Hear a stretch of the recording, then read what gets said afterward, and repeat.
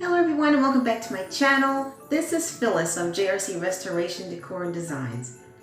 This is such an exciting time of the year where we all decorate the inside and the outside of our homes. And on the inside of my home today, I am going to be sharing with you how I created my very first Christmas tablescape.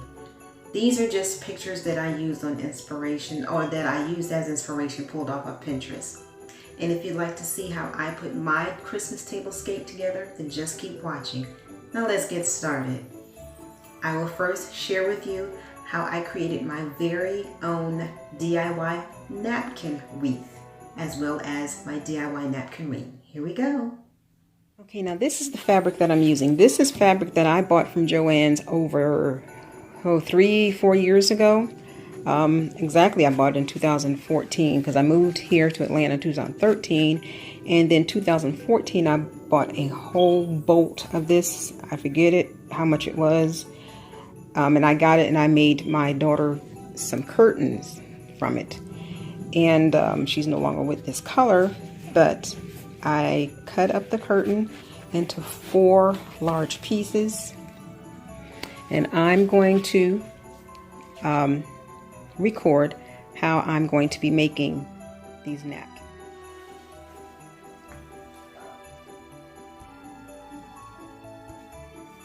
Okay, I'm getting ready to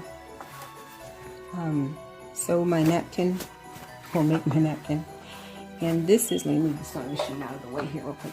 This is very long, so what I'm going to do is just fold over. This is the right side because it's the textured side, and that's the wrong side. So I'm going to put the the right side together. It's only one piece, but I'm going to put the right side together. And then what I'm going to do is sew this end and sew up to just about this, just half, not even halfway, and then skip to leave an opening for me to pull it through. Let's see if I can do this better than this. So I'm going to sew from up here down, then across, and just before the midpoint, and then pick up the needle, or yes, and bring it back here to sew here and up here. That way I can leave an opening to pull to turn the napkin on the right side, and then I will iron it down. But it was so big, and I don't want to do a hem. I just want it to be the same on both sides without, flipping the hem. If you don't have a sewing machine, then you can iron the hem, turn it once, and then turn it again all the way around. Get a regular table napkin from somewhere and just use that as a pattern.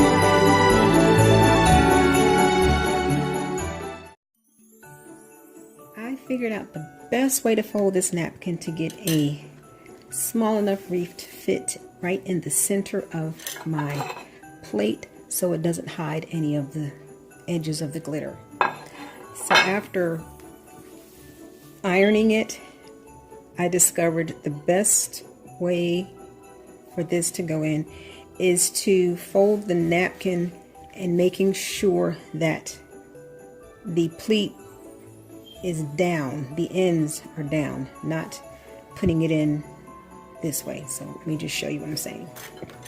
It's best to put the napkin in again through, making sure that the head is up and this comes through the neck part, or where the neck part of the deer is, and that the pleat starts down and not up, because you want to bring the two ends together.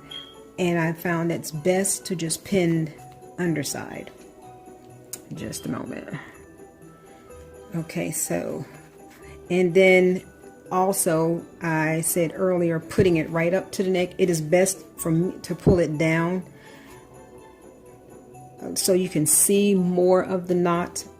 The more it comes down, the smaller the wreath form, and that's what I want. I don't, because if I make it big the way I did the first time, it's going to hide the entire plate. It's going to be this entire circumference of the plate, and I don't want that. I want it just to fit like in this area. I don't want it to fit in here. So to do that, I had to bring the fold part down to see that, and then I would start fanning it out on both sides to meet. And let's see if I can get it. Okay, and I'll just push up a little bit, but not too much, because again, I don't want my wreath to be so big where it covers the entire plate. And I'm going to push it up just a little bit. Okay. All right, and then when I do that, I'm going to turn it over and I'm going to pin the ends with a straight pin or a safety pin. Right now I got straight pins handy.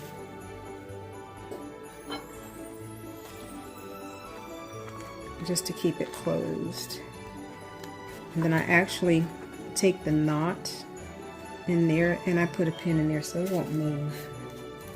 Just at least on one side, or just, and I have some very cheap pins here so it's hard to push through.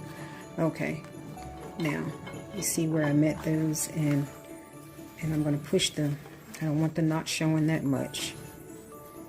I want it to be like that because this is going to hide it.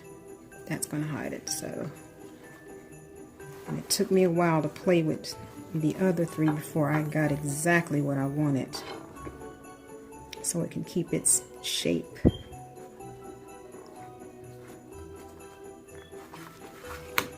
Okay, and then, and I really want the ends closed. Excuse me.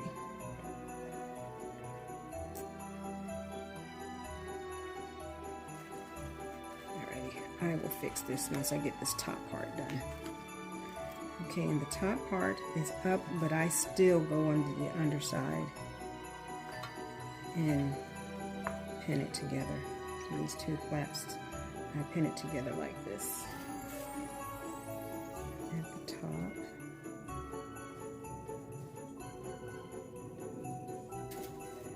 And I go towards the end because I don't want, I want it to look like a round wreath.